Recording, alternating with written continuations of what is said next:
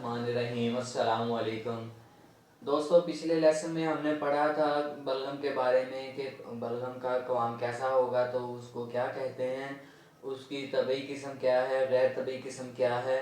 तो आज हम जायके के एतबार से बलगम की अक़साम के बारे में पढ़ेंगे कि बलगम की नमकीन बलगम क्यों है, कैसे है और उसका क्या नुकसानात होते हैं। खट्टा बलगम क्यों होता है, उसका मिजाज और उसकी तफसील पढ़ेंगे। बलगम खट्टा मीठा क्यों होता है, उसकी वजूहात पढ़ेंगे। या बलगम का जायका कांच के जैसा हो तो उसके बारे में पढ़ेंगे। ये 4 अक़साम हैं: बलगम माले, बलगम हामिस, बलगम अफस और बलगम ज़जाजी।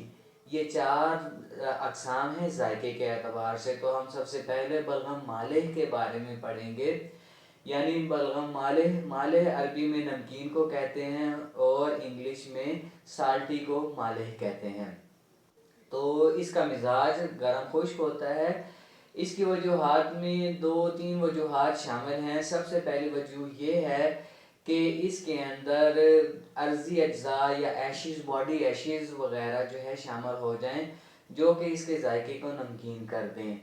या दूसरी वजह यह है कि सफ़रा जो है वो इसके अंदर शामिल हो जाए, गैर तबई सफ़रा, तो इसके जायके को नमकीन कर देता है। और अगर ज़्यादा मकदार में सफ़रा शामिल हो जाए तो इसके जायके को मज़ीद कड़वा कर देता है। तीसरी वजह यह है कि इसके अंदर बाइल साल्ट्स या बाइल पिगमेंट्स जो हैं वो शामिल हो जाएं तो इसका मिजाज नमकीन हो जाता है। यहाँ पर शेख जाली नूस अलैहि रहमतुल्लाह फरमाते हैं कि बलगम का जायका नमकीन उस वक़्त होता है जब इसके अंदर अफूनत और सरांद पैदा हो जाए।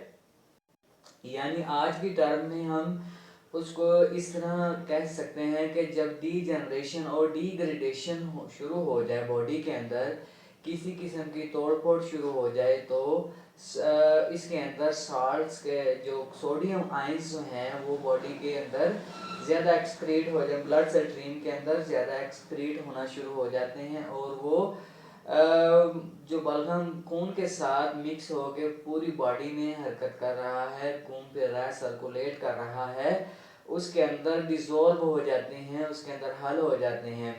तो तो हल होने की शक्ल में हम उसको किसी भी किस तरीके से जो है ना हम उसको डायग्नोज नहीं कर सकते।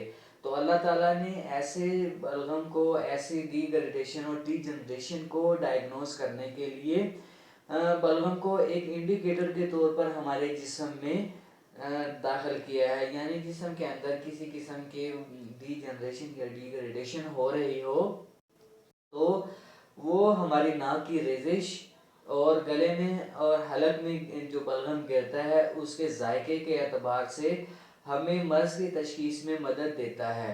यानी हम उसको डायग्नोज कर लेते हैं। बलगम खट्टा आ रहा है तो वो तभी बलगम के साथ मिक्सअप होके आ रहा है, ठीक है।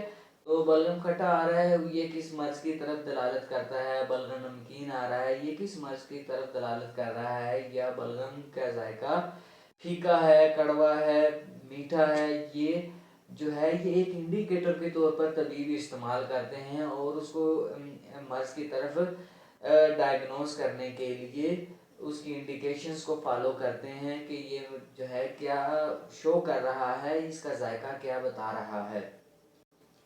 अब हम इसको एक जदीद किस्म की एक मिसाल के तौर पर हम समझने की कोशिश करते हैं। यानी देखें, जब फीका या ताज़ा पानी जो है साल्ट रेंज के अंदर से गुज़रता है या ऐसे इलाके से गुज़रता है जहाँ पर पहाड़ी चट्टानें जो हैं वो नमकीन हैं, तो वो उस नमक को अपने अंदर डिज़ोल्व कर लेता है और जिसकी वजह से बहुत ज़्यादा नमकीन हो जाता है।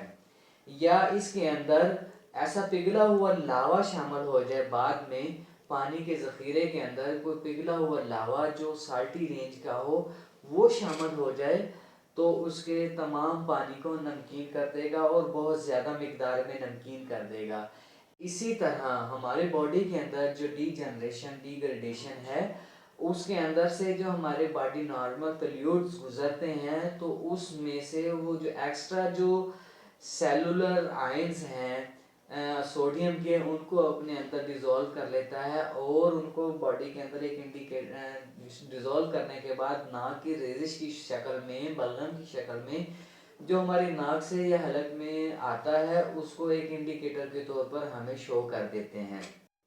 या हमारे बॉडी के अंदर इतना ऐसा तोड़ फोड़ हुई है, ऐसी अफूनत हुई है, ऐसी सड़ान पैदा हुई है जिसमें बॉडी फ्लूइड्स जो हैं वो जल गए हैं, जो जिनके अंदर जो है वो एशिज बन गई हैं।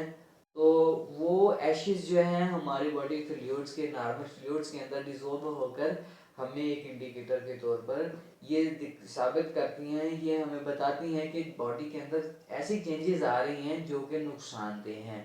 तो हम इसको शेख बोली सीना रहमतुल्लाह अलैह के नज़रियात के मुताबिक भी इसी तरह फॉलो करते हैं कि बलगम के मिजाज के अंदर कोई तो अपनी मिजाज के अंदर तब्दीली आ जाए, वो जल जाए, वो गर्मी खुश्की इख्तियार कर ले, या जला हुआ सुफरा जो है वो शामिल हो जाए, या सुफरा के जो अज्जा हैं, पिगमेंट्स हैं या साल्ट्स हैं वो बलगम के अंदर डिज़ोल्व हो जाएं, तो भी बलगम का मिजाज नमकीन हो जाता है।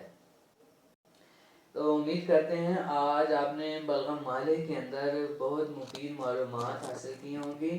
आप इंशाल्लाह हमारे साथ जुड़े रहिए और चलते रहिए। आप कुलियात कानून के बारे में इंशाल्लाह बहुत अच्छी और मुफीद मालूमात भी हासिल करेंगे और अमराज की तशखीस और इलाज मुआलजे में भी इससे बहुत सारी मालूमात हासिल करेंगे। Thank you.